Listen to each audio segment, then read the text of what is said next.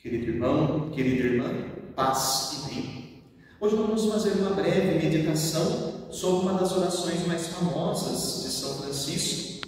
A primeira que nós temos conhecimento de vir dele, chamada oração diante do crucifixo ou do crucificado de São Damião. Aquela que nós conhecemos: ó glorioso Deus Altíssimo, ilumina as trevas do meu coração. Dá-me uma fé direita, uma esperança certa, uma caridade perfeita, senso e conhecimento para que eu faça teu santo e veraz mandado. Essa oração é muito preciosa na vida de São Francisco. É o momento em que está dando uma guinada, uma virada na sua vida. Por isso também é chamada da oração da hora da conversão.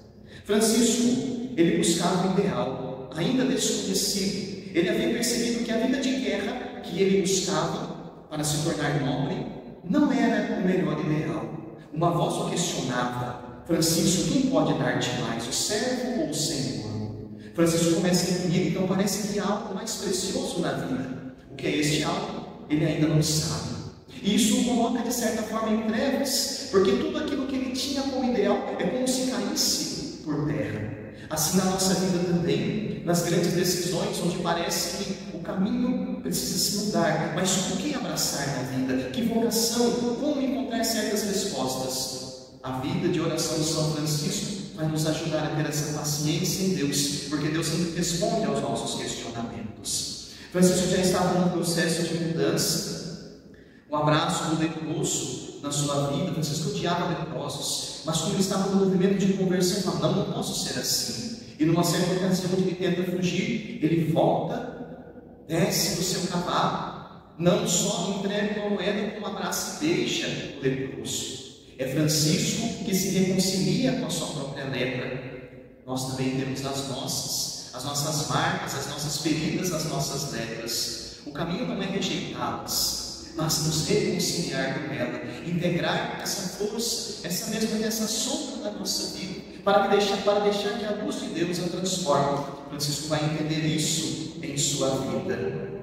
Francisco um dia sente a vontade de rezar da igrejinha de São Damião, um tanto destruída, mas ele percebe um crucifixo e vai rezar diante dele. E diante desse crucifixo, ele vai escutar a voz que diz: Francisco, vai e restaura a minha igreja, que como vês está em ruínas. Mas na oração de Francisco, a qual nós iniciamos falando, reza a Deus, nós vamos perceber algumas coisas interessantes nessa oração. Nós vamos ver duas invocações. Deus aparece como Altíssimo, glorioso e Senhor, e também alguns pedidos para iluminar o coração, ter uma fé reta, uma esperança certa.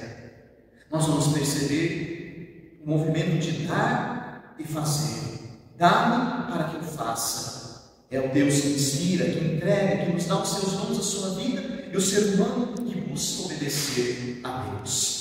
Altíssimo e glorioso Deus. Francisco percebe a grandeza de Deus ainda que na cruz. Jesus aparece Senhor ainda na cruz. E ali está o encontro com a grandeza de Deus, que se mostra na cruz do presépio e na Eucaristia, e de modo especial no crucifixo de São Damião. Francisco passa por um momento de confusão existencial, sua pessoa, relacionamento familiar, futuro.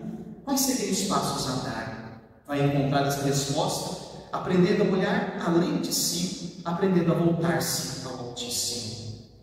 Jesus, glorioso Senhor, mesmo na cruz. A cruz não lhe tira a dignidade, porque a cruz simboliza não uma derrota, mas uma oferta do amor. E é no amor que o ser humano aprende a se realizar. Francisco pede que Deus ilumine as trevas do seu coração, porque diante de Deus, São Francisco reconhece que o ser humano só tem trevas em si. Quais são as trevas, as dúvidas, as incertezas que nós carregamos no nosso coração? Francisco assim suplica pela própria conversão. Dá um jeito de ver diferente, Senhor. E esse jeito se desdobra numa fé direita, numa esperança séria e numa caridade perfeita. Francisco pede uma fé íntegra, pura, leal e sincera. É também, sabe-se, que é envolvido por esperanças ilusórias, as armas, a carreira militar, outras coisas que não estão dando paz ao seu coração. Por isso pede uma esperança capaz de fato ser sustentável para a sua vida. E assim, considerando a incapacidade de corresponder à entrega de Jesus na cruz, deseja esse amor vivificado. perseverante, deseja essa caridade perfeita, perfazida, feita até o fim. Uma caridade que toma toda a vida do ser humano. Dá-lhe sentido, conhecimento, senso e conhecimento. Dessa forma, aponta-se para o ser humano como um todo, o senso, a capacidade de ver, ouvir, saborear, tocar, a cognição, conhecimento e compreensão, para dizer que todo ser humano volta-se para Deus. Assim, aponta-se para o ser humano como integral, pensamento, palavras, ações, toda a sua vida colocada para que Deus possa iluminar. E assim pede a este Senhor, assim reconhece a sua dependência de Deus. Por fim, para que eu faça o teu santo e veraz e verdadeiro mandamento. É um desejo de abandono completo e uma prontidão para cumprir a vontade divina. Em São Damião, inicia-se o caminho que levará Francisco ao Albergue, a experiência da estigmatização, em 1224. Querido irmão, querida irmã, nós muitas vezes podemos nos encontrar nas trevas, mas esse jeito de rezar de Francisco nos ensina: Deus as pode iluminar. Nós trazemos as nossas incertezas, as nossas feridas, Deus as pode iluminar. Em Deus se encontra a resposta. C.S. Lewis, ao escrever Crônicas de Nárnia, tem uma das frases, embora não presente neste livro, que nos vai ensinar um grande caminho. Eu sei, Senhor, porque Tu não dás a resposta, porque Tu és a resposta. Diante de Ti as dúvidas se esclarecem. Em Deus nós encontramos o caminho para a nossa vida, que como Francisco nós peçamos ao Senhor para que ilumine as trevas do nosso coração, nossas dúvidas, incertezas, nos dê uma fé reta, o desejo de professar essa fé sempre no Senhor, não em nós mesmos ou em outras coisas, não assumir outros deuses, mas Ele como Senhor, uma esperança capaz de dar de fato firmeza à nossa vida, e uma caridade perfeita, isto é, uma vida de amor feita até o fim, mesmo com as suas dificuldades. Que Ele ilumine a nossa mente, que Ele ilumine também as nossas emoções, o nosso coração. E assim, todo o nosso coração se volte para realizar a vontade de Deus em nossa vida.